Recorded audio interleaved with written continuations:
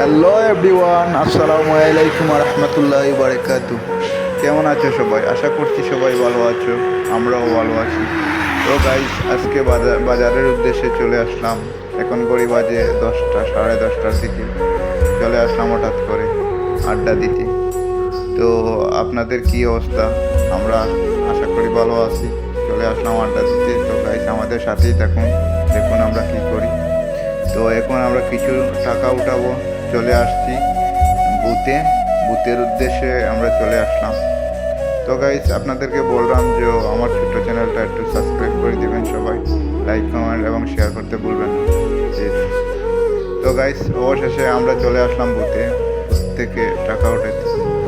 তো guys, booth থেকে টাকা উঠাইতেছে শাহাদত ভাই, মাহিন ভাই পিছনে কারা আছে, এই যে আমি, মাহিন ভাই, শাহাদত ভাই।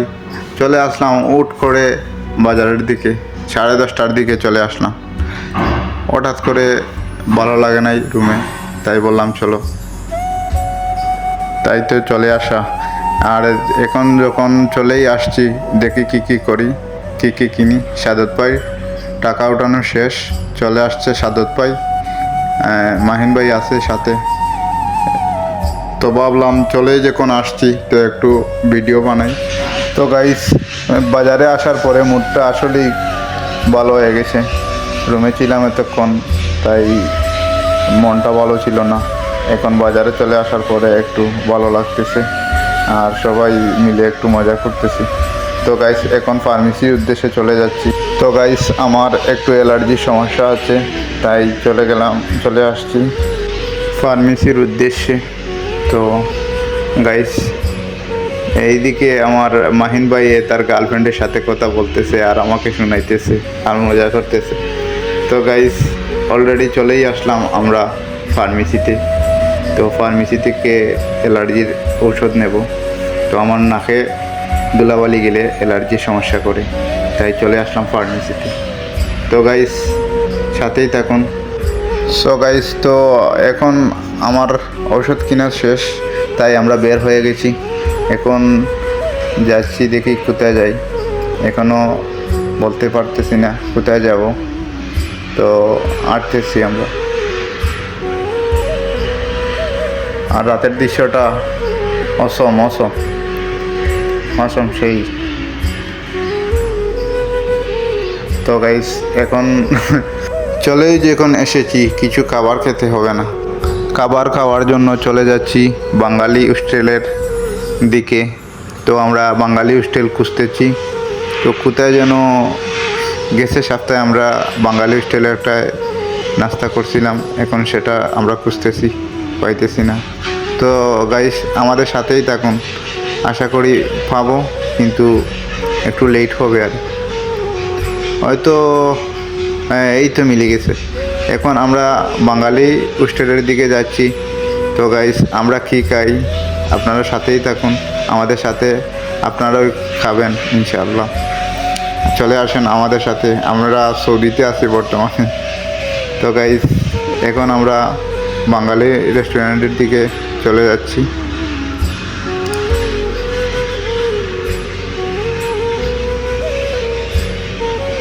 অলরেডি এখন বাঙালি রেস্টুরেন্টের সামনে, এখন বাঙালি রেস্টুরেন্টে আমরা প্রবেশ করতেছি। তো গাইস, বাঙালি রেস্টুরেন্টের খাবার কিন্তু আমরা বাঙালির জন্য অনেকটা সুস্বাদু হয়, তাই আমরা বাঙালি রেস্টুরেন্টে খুঁজতেছিলাম। তো অবশেষে বাঙালি রেস্টুরেন্ট মিলল। এখন দেখি কি খাবার আছে। খাবার দেখতে পাচ্ছি সিঙ্গারা, জিলাপি, ছোলা, আর পেঁয়াজু আর মোগলাই আছে। তো গাইস, আমাদের সাথেই থাকুন, দেখি আমরা কি খাই। আমরা এখন খুঁজতেছি পরোটা, দেখি পরোটা যদি মিলে তাহলে আমরা পরোটাই খাবো।